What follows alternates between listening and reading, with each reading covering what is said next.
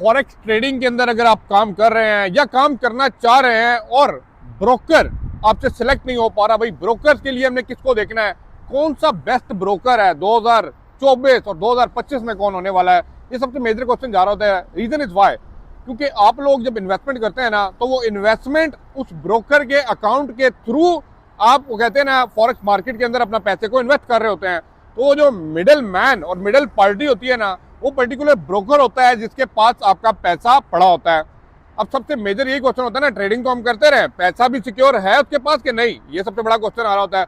और सबसे ज्यादा लोग यही पूछे होते हैं कि भाई कौन सा बेस्ट ब्रोकर है, स्पेशली इन यूएई अगर आप बात करते हैं, उसकी भी डिटेल्स में जाऊंगा। बट बेस्ट ब्रोकर देखने के लिए पहले ये 8 से 9 पॉइंट्स हैं, डिटेल में समझ जाइएगा, आप ही के लिए हैं कि आपने देखना क्या क्या चीज है, इन ब्रोकर्स के पास ये चीजें हैं या नहीं है। हो सकता है कुछ पॉइंट्स हो जो एक ब्रोकर के पास हो और दूसरे के पास ना हो। पहला पॉइंट जो सबसे मेजर चीज आपने चेक करनी है, जब भी फॉरेक्स के अंदर आप इन्वेस्ट करने जाएंगे, ब्रोकर सेलेक्ट करने लगे हैं, तो उसकी रेगुलेटरी कंप्लायंस देख लें, उसकी रेगुलेशंस देख लें, उसके लाइसेंसिंग देख लें। पहले तो ये देखिए कि वो बेस्ड कहाँ का है, यूएस का है, यूके का है, साइप्रस का है, टोक्यो का है, ऑस्ट्रेलिया का है, किधर का, पहले तो मेजर बेस कैंप उसका किधर का है। उसके बाद अगर आप यूएई के मार्केट के अंदर है तो ये देखें कि वो पर्टिकुलर ब्रोकर का यूएई के अंदर भी लाइसेंसिंग है कि नहीं है, या जिस कंट्री के अंदर आप बैठे हुए हैं उधर भी उसका लाइसेंस है, and that are authorised with that particular, जो सेम ब्रोकर जो अपनी कंट्री होम कंट्री में काम कर रहा है। तो ये लाइसेंसिंग जो है ना चेक करनी आपका सबसे इंपॉर्टेंट चीज है, क्योंकि विदाउट लाइसेंस भी कुछ कुछ लोग होते हैं जो आपसे इन्वेस्टमेंट करा जाते हैं। नंबर 2 पॉइंट, आपने लेवरेज, सबसे जो मेन पॉइंट है ना, मार्जिन अमाउंट। आप कहेंगे लेवरेज क्या होता है, ये आपको पता होगा, 1:50, 1:100 या 1:1000। ये क्रिटिकल सिचुएशन होती है जिस टाइम आप इन्वेस्टमेंट फेंकते हैं कि आपको कितने लेवरेज तक एक ब्रोकर का वो आपको दिया जाएगा कि भाई आप वहां पे बैठ के इस अपनी ट्रेड को ओपन रख सके मार्केट के अंदर, और इतने बड़े लेवल पे जाके छोटी अमाउंट के साथ इन्वेस्टमेंट कर सकें और रिटर्न मैक्सिमम उठा सकें। कहेंगे तो इसकी डिटेल में भी आपको समझा सकता हूं, लेकिन अभी समझने की कोशिश कीजिएगा। लेवरेज अमाउंट चेक कर लीजिएगा कि 50 है, 100 है, 1000 है या 500 है।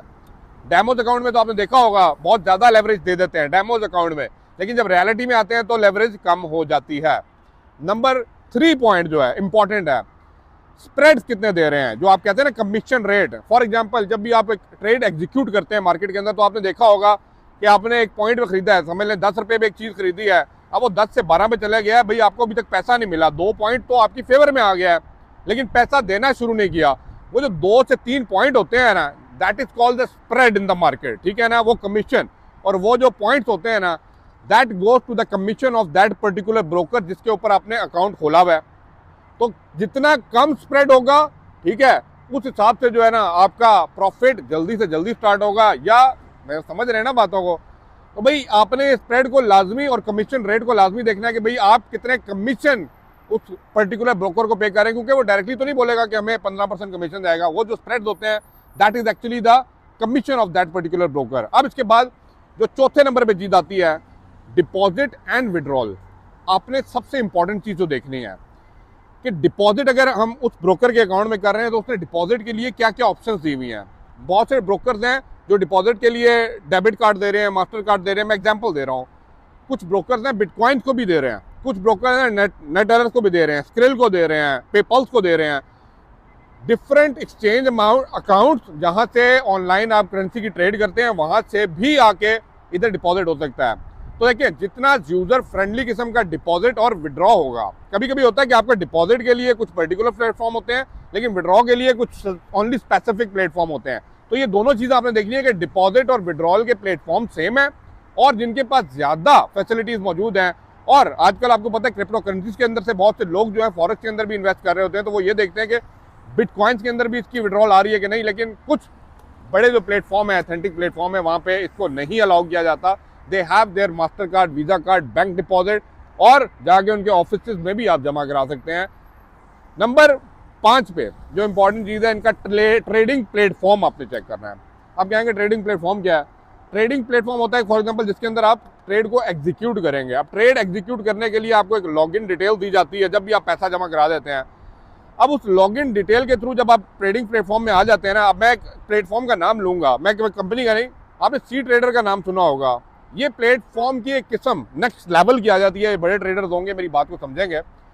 अब वो ट्रेडिंग प्लेटफॉर्म कितना यूजर फ्रेंडली किस्म का है और उसके अंदर जो टूल्स हैं वो कितने यूजर फ्रेंडली हैं कि आप उसको इजीली यूज करें। That is the most important thing in the trading platform, क्योंकि जितना इजी होगा उतना इजीली आप ट्रेड को एग्जीक्यूट और एग्जिट कर सकें, ताकि आप मैक्सिमम प्रॉफिट कम टाइम के अंदर निकाल सकें इस मार्केट से।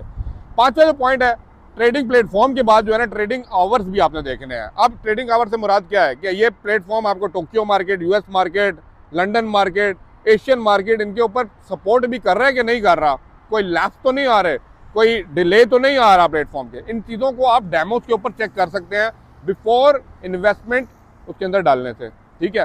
तो आपने ट्रेडिंग आवर्स देख रहे हैं कि इन आवर्स के अंदर ये ट्रेडिंग को यहाँ पे अलाउ कर रहा है। कुछ लोगों ने कुछ पर्टिकुलर आवर्स को अलाउ नहीं किया होता। मेरी बात गौर से समझिएगा, आपको मिल जाएंगे ऐसे भी बहुत से ब्रोकर। नंबर 6 पे जो सबसे इंपॉर्टेंट चीज़ है, ट्रेडिंग फॉरेक्स मार्केट कौन सी अवेलेबल है और ट्रेडिंग ये आवर्स जो है ना, इन दोनों को आपने समझना है। अब बहुत से ब्रोकर्स है ना, फॉर एग्जांपल जब आप करेंसीज की बात करते हैं ना, करेंसीज के पेयर्स होते हैं। For example US dollar, Japanese yen हो गया, ब्रिटिश पाउंड, यूएस डॉलर हो गया, गोल्ड, या तो कमोडिटी पे चले जाएं, गोल्ड, ऑयल, सारी चीज़ें चल रही हैं। आपने देखना है कि जो इनकी पेयरिंग बनाई हुई है वो किस हिसाब की पेयरिंग बनाई हुई है और मैक्सिमम पेयर्स अवेलेबल हैं उस ब्रोकर के पास कि नहीं। बड़ी इंपॉर्टेंट बात है, मैक्सिमम पेयर्स उस ब्रोकर के पास अवेलेबल हैं कि नहीं, क्योंकि बहुत से ब्रोकर जो है, प्लेटफॉर्म जो है ना, बहुत से ऐसे पेयर्स को अलाउ नहीं करते जहां पे स्प्रेड वो मतलब बड़ी तेजी से मार्केट मूव हो रही होती है। फॉर एग्जांपल इसकी एग्जांपल दे दूंगा, यूरो यूएसडी, ये ऐसा पेयर है जो बहुत तेजी से, बड़ी तेजी से मूव हो रहा होता है। अब ये तो सबके पास है, लेकिन इस तरह के बहुत से हैं जहाँ पे वो देखें ना कम पॉइंट्स के ऊपर ज़्यादा पैसा कमाया जाता है और बहुत से मेजर बड़े बड़े फॉरेक्स ट्रेडर्स जो है ना उसके ऊपर काम करते हैं।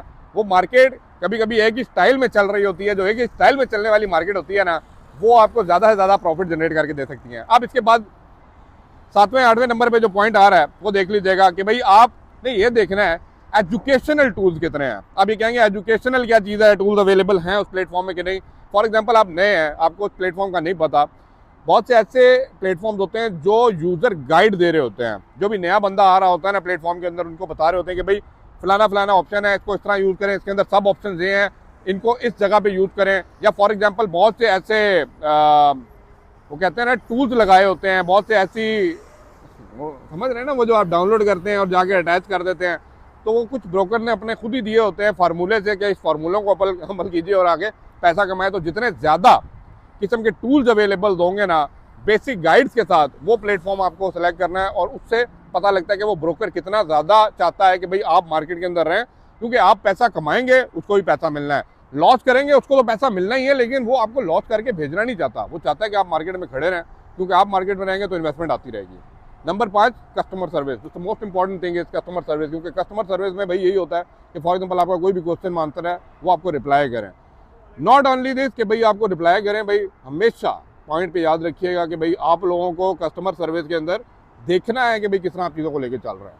क्योंकि अगर बेस्ट कस्टमर सर्विस मिलेगी तो आपकी बहुत सी क्वारीज होंगी, चीज़ें होंगी, तो भाई आप उनको पूछ सकते हैं। क्योंकि बहुत से ऐसे ब्रोकर्स आपको मिलेंगे मार्केट के अंदर कि भाई जो आपको कस्टमर सर्विस में जो है ना आप ढूंढते रहेंगे, भाई कस्टमर सर्विस उनके होम कंट्री में जाके लेनी है कि यहाँ पे लेनी है, they will never call you back, हमेशा आपको बोला जाएगा। तो ये 8 से 9 पॉइंट्स हैं, इनको लाजमी देख लीजिएगा जब भी आपने किसी ब्रोकर को सिलेक्ट करना है, because you are paying your money और ये मनी उनके अकाउंट में जाना है और आपको ऑथराइज करना है, आपको देखना है कि भाई ये रेगुलेटरी के थ्रू ये काम कर रहे हैं कि नहीं कर रहे, ताकि आप अपनी इन्वेस्टमेंट को सेफ बना सकें।